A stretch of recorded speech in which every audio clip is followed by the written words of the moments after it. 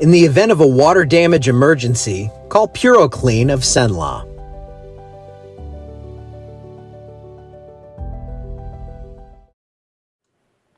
Hey everybody, good morning. Man, we just had the coolest little plane fly right across this camera from left to right, just right like that. I'll have to go back and clip that later. It was cool. I can't do it right now. It would be weird and clunky and it would take me a long time, but it was neat and it happened. So we have the clouds coming in, southerly flow bringing moisture into the entire area. And this is setting the table for some rain, not only for Easter Sunday, but for after that as well. Had to take a look at CowCam because they're out there this morning. This is the northeastern Beauregard Parish one. And yeah, Marley, I'm hoping, I'm like, hey, you know what I need to do is have that. I wish I would. I should have had the camera up so I can watch and see if he starts playing again. I'm actually going to do that. Sorry, that's going to be a little clunky. But let's take one look at Alexandria. There go the cows, and that's Alexandria. So we have clouds out there this morning, and what I'm going to do is leave this camera up. This one has no delay, and then if something happens, it'll catch my eye, and I'll just go back to that, and we'll catch it on the delay. All right, that's Alexandria. Let's start recording. And good morning, everyone. This is for the 24-hour channel, too, so we do a little something for everyone. What is going on radar this morning? Not much happening out there, actually. Not seeing much going on locally. We do have some storms crossing Lake Michigan. If you'd had plans to go up to Grand Rapids, Michigan, looks like that might be a little rough, and some snow out in the mountains. But it is here, the story remains to be the flooding that is happening to our north and across the Mississippi River Basin. New flood watches from St. Louis down to Tulsa and to Fort Smith, Arkansas. And for us locally, let's take a look at these river levels just quickly.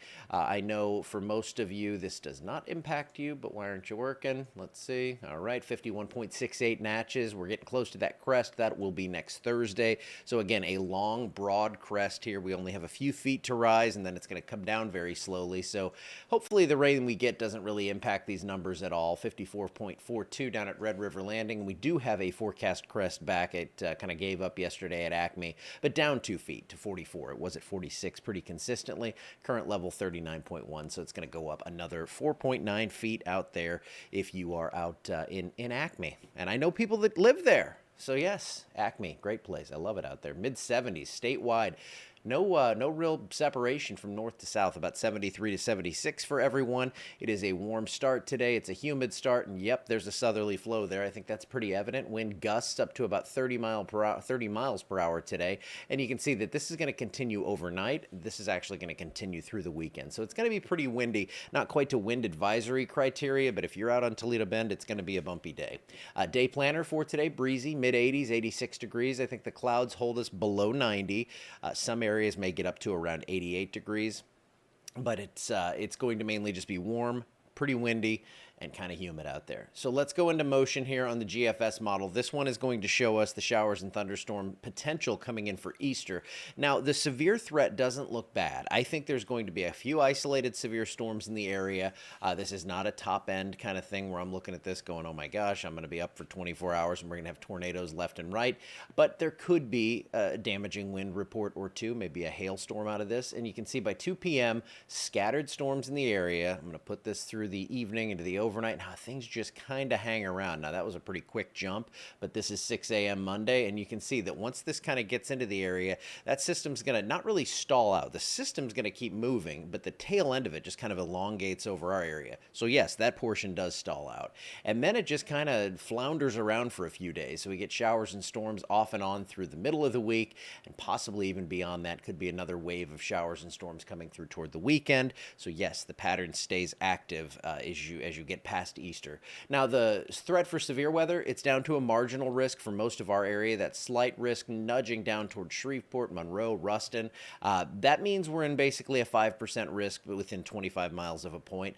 Isolated severe storms, but there should be some rainfall out there. So if you do have crawfish boil plans for Easter, if you have Easter egg hunts, if you just want to be outside, I do think there's going to be some rain to dodge, especially as we get later into the day.